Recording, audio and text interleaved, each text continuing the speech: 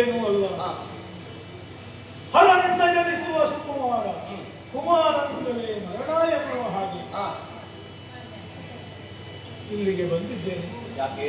ಕಾರಣ ಇಷ್ಟೇ, ನಿನ್ನ ಮಗನಾದಂತಹ ಕುಮಾರನು ನನ್ನ ಜೊತೆ ಕಳುಹಿಸಬೇಕು. ಆ ದುಷ್ಟರ ವಧೆಯಾಗಬೇಕು.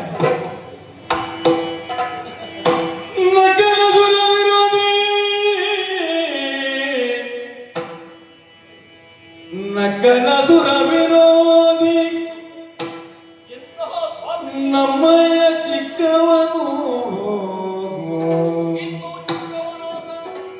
ಸಂಗ್ರಾಮದಲ್ಲಿ ಗೆಲ್ಲಬೇಕವನೇ ದಾನವರ ಕತ್ತನೆ ಕೇಳಿ ಬೆದರುವನಲ್ಲ ಮಕ್ಕಳಾಟಿಕೆಯಾಯ್ತು ಬಂದುದು, ಮಕ್ಕಳಾಟಿಕೆಯಾಯ್ತು ಬಂದುದು. ಸೊಕ್ಕು ಬುದ್ಧಿಯ ನನಗೆ, ಸೊಕ್ಕು ಬುದ್ಧಿಯ ನನಗೆ ಕೇಳಿದು ಪದ ಕುಂದಿಸು ತಿಂಗನ ಬಾಲನು. ನಕನಸುರ ವಿರೋಧಿಯೇ ನಕನೋ